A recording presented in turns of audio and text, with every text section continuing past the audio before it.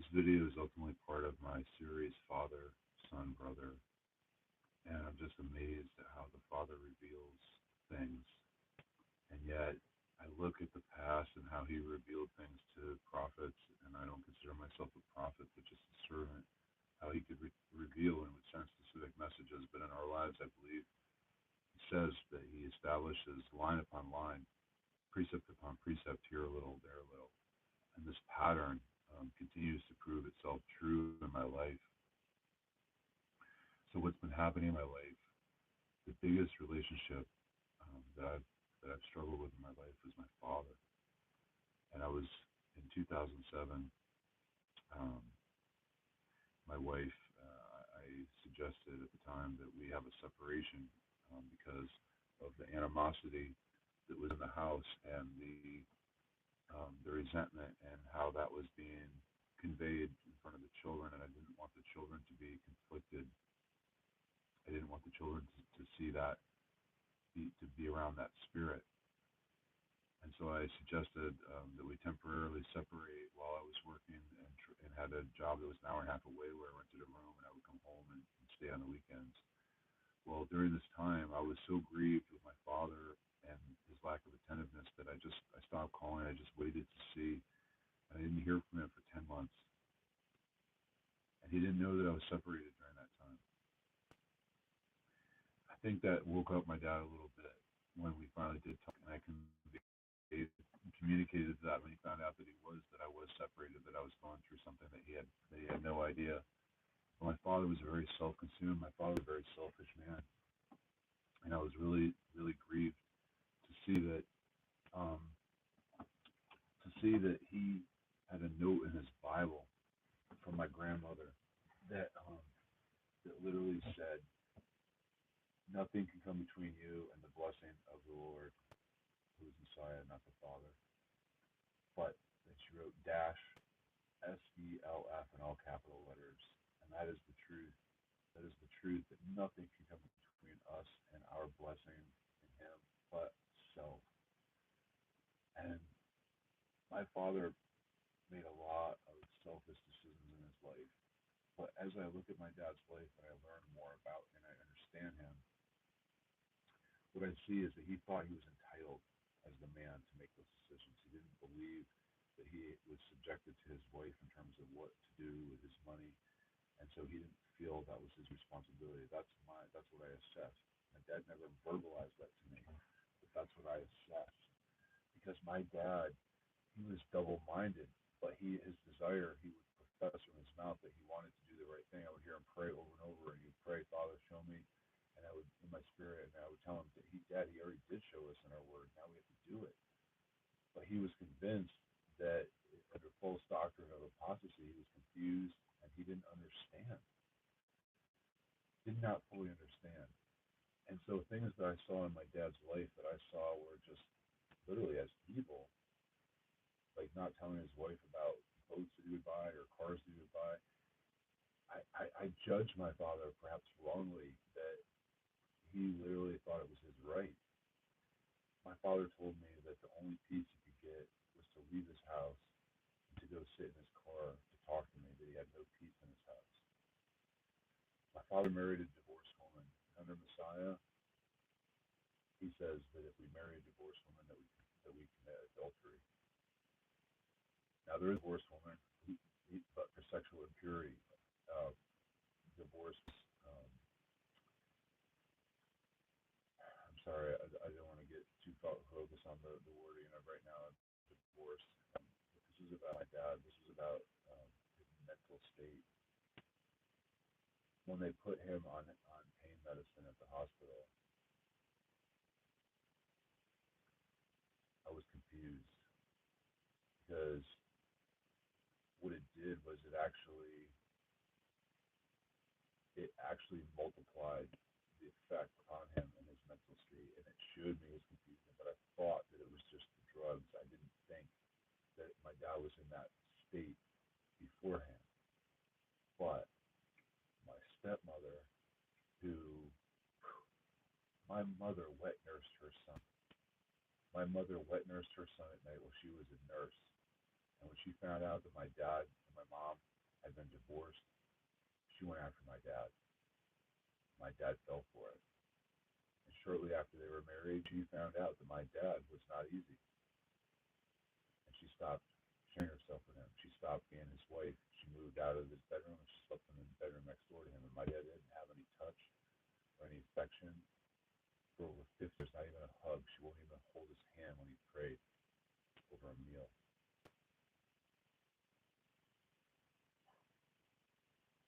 I didn't see what was happening. And when I came home and I saw him, and I saw how he was responding to her and treating her, I thought my dad was evil. I didn't recognize that his mind was not right. I didn't recognize it. And even when my family members, the matriarch of the family, said that his mind wasn't right from the cancer, I dismissed it. And I just said, I dismissed it, that it wasn't, that it was just his spirit, that it was his apostasy. And Father, I'm just so sorry if I've misjudged my Father. I pray that you correct me, Father. I pray you reprove me. Father, I humble myself before you. I would never want to speak falsehood of my Father. And I would never want to condemn him, but I certainly know and recognize that we are called to condemn sin when we see it, that we are called to be judges of that, but not to condemn, to judge the behavior and not condemn the person.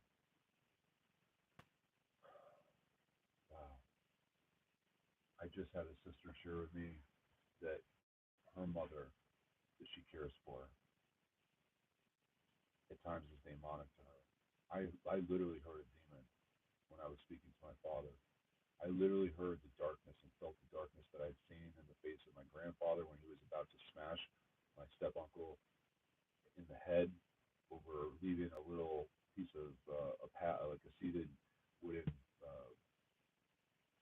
seat that was over the outflow of the engine or something where it needed to breathe, and he literally forgot we were in the parking lot. And he reached down, reached to grab this thing, and he was going to smash it down on my step uncle's head, and he had this face like just like just so twisted, and he was going to smash this little boy in the head. And I found out from my grandmother. My step grandmother, who my family has just rejected, never accepted. I found out that when my step uncle, or my uncle Joel, was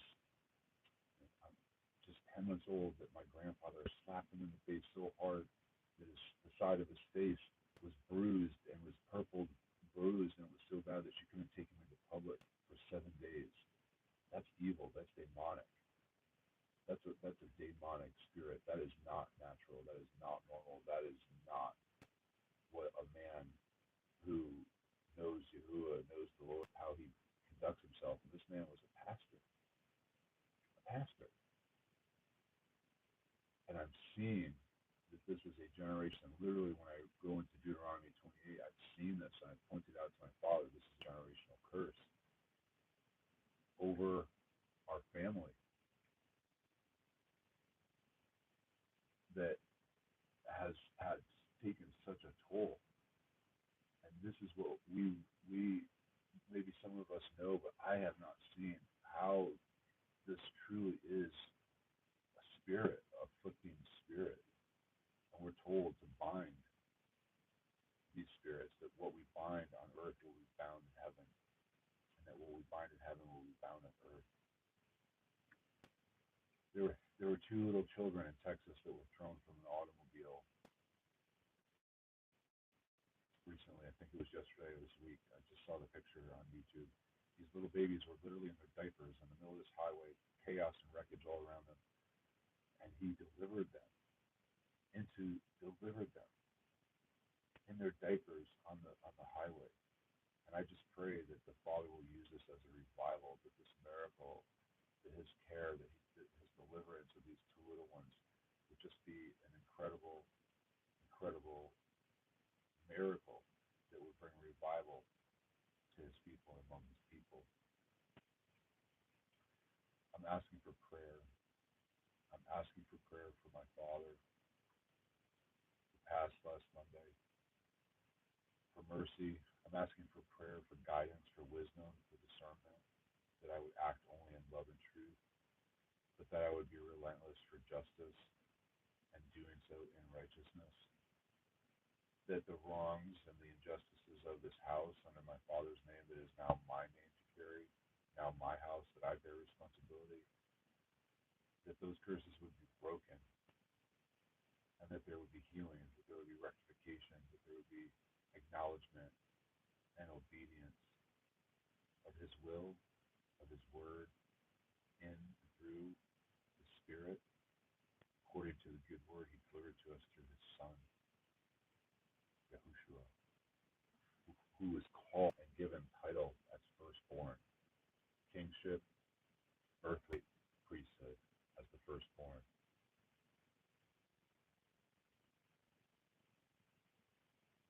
I did not see, and Father, I thank you for opening my eyes. You revealed it. I was literally in the car with the matriarch of our family and my stepmom, and the matriarch asked me when I was supposed to leave, and I had a flight scheduled on the 14th because of the number of David, and I said I wasn't ready to go. My father was still alive. I wasn't ready to go. I've been waiting almost 3 years, even more, to be here with my dad. And he thought he was coming home. He thought he was coming home this Sunday.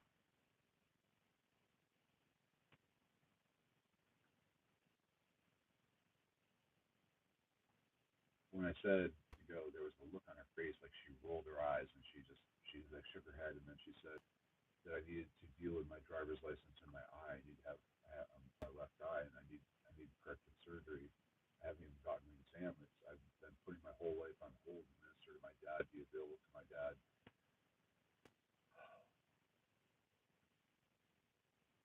I didn't see it until she literally asked me to leave before he even passed. And then at the night that he did pass, she gave me 7 days to collect my pack up and leave. I have no money. I came here with less than $100. I have $8 right now. He promised me a truck. He told me that I would stay at the cottage here where I'm staying. Like, he asked me to come. He asked me for his help. And she literally tries to send me away before he's even passed. Then giving me a week. Then giving me 2 weeks because memorial service is this Saturday on the 24th. Didn't tell me when it was. Asked her for several things, and I started to see this pattern that she would be gracious face and yet difficult and resistive and obstructive when it wasn't face to face. And I'm so slow. All right, see if I hear I gotta get. I'm so slow. I'm so naive. I'm so trusting of people. I didn't see it until she couldn't help herself. As soon as he started to get close, she couldn't help herself. Even as she was in the hospital sitting next to him, she didn't realize what was happening. She told me that the new priority was not to help keep my word to my dad and deal with his things and his mess and his stuff that he's been burdened by. My dad has like tunnel vision, ADD. My dad was far from perfect, but he was not as evil. He was not as evil as what I thought. And I'm really ashamed and sorry that I didn't recognize what was happening. I'm shocked, guys. I'm in shock. I believe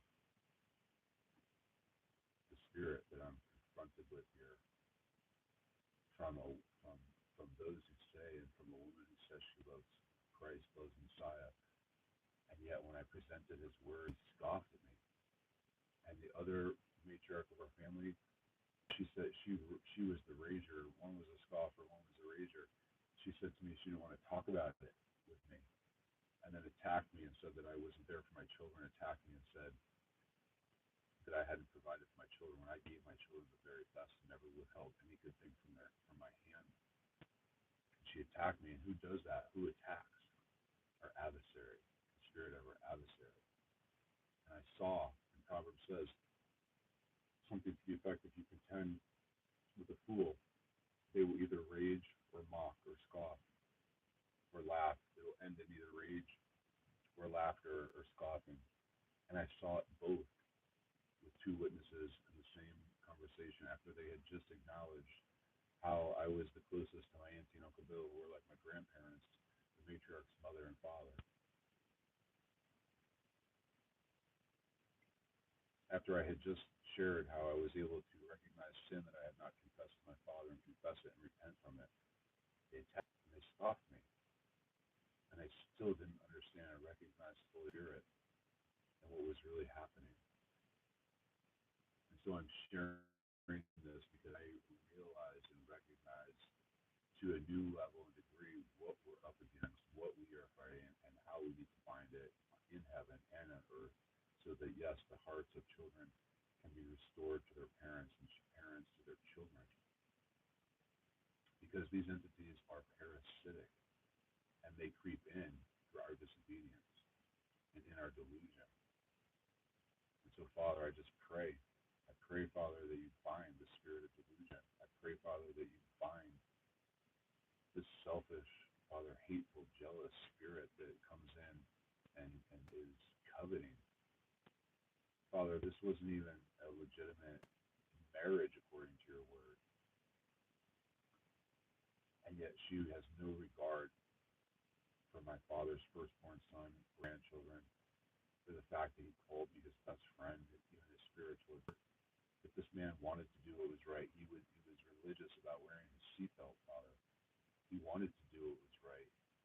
And yet he was conflicted, double-minded, Father, because he didn't fully absorb and stay and he listened to other men and the teachings of other men. And we have to become responsible as men to come to you daily, to absorb your word, Father, in Messiah, according to his Spirit, seeking you, Father, seek first the kingdom of heaven, that all things might be appointed to us. For all things work together for good for those who love and obey, honor you, Father. I praise your name, you're good. I praise you, Father, that your word does not return unto you. I praise you that you say that you fulfill even the word of your servant, Father. I praise you that you say that you correct or reprove the one, Father. Father, I ask you to correct me. I ask you to guide me, Father, as I seek to honor you in all my ways, as it's written in Proverbs 3:5-8, Father, that we would lean not on our own understanding, but in all our way knowledge you, Father, that you would direct our path, Father, you who would direct our path and be great, that we would not, that we would not be wise in our own eyes, Father, but that we would revere, Father, fear you, and that it would be healing to our gut, Father, our navel, where we know the immune system rests. 70% of our immune system or more is in our gut, Father, and it says that it will bring healing to our gut and to our bones, Father. Our bones produce the blood. The life is in the blood, Father. Thank you for this promise. Father, you gave these two verses to me, 5-6, and I gave my Father 6-8, Father. And yet, he didn't obey. He didn't fully obey. He had a double mind, Father. And I counted it as evil. I didn't realize his mind was compromised. Father, forgive me. And Father, I pray you do justice and establish justice in this house. And now that he is gone, I pray that you make me worthy of our name, our family name. Worthy of it, Father. And its meaning, its precious meaning, Father. Thank you for revealing that to me. Even when the rest of my family, my uncles, are uninterested and apathetic to the meaning of our name. I thank you, Father, for my name, for my Father's name. Help me, Father, to bring your goodness to it in all things. Father, I pray for your people. I pray for those that are seeking you. I pray for the little ones. I pray for those that are afflicted, Father. I pray that you would bind the afflictors. Bind them, Father. Pour out your Spirit upon us. And bless us, Father. Bless us to be restored to you, to your word, to your Spirit, to your will, to your way. Thank you, and I praise your name, Father. In the name of the Lamb, in the name of the Yahushua, I pray, Father. Amen. Please pray for me and be blessed and seek him diligently. The kingdom of heaven is at hand, and there is only one way for us to enter into it. We cannot enter into it in falsehood. We cannot enter into it with without forgiveness. We cannot expect forgiveness ourselves if we're unwilling to forgive others. And so I just pray that we would be blessed to receive tender hearts, that He would soften our hearts, that He would soften even our necks. We're called a stiff-necked, stubborn people. My father was stiff-necked and stubborn, controlling, even to the point that it could be oppressive. But I do believe that he had desire to do what was right. He acknowledged he had tenderness for people, but he was limited. He had stumbling blocks because of being double-minded. We can call it double-minded. We must be all in. We must be all in. We have to give our best. He will not accept anything less than our very best. It's what happened to Cain and Abel, Cain and Haval. Cain did not give his best, and he was jealous and wroth because his brother's offering was accepted. Instead of making it right, he went and murdered him in his jealousy, even after he was warned and said, Cain, sin is crouching at your door. It's up for you to overcome it. He was warned, and he didn't overcome it. And so I pray that we would overcome. I pray that if you're seeing this today, that you would be blessed, that you would ask him to give you what you need to overcome today. He is worthy of our glory. He is worthy. And I pray that we would have the wisdom to ask for what we need, because he says, ask and you shall receive. Hallelujah. Hallelujah.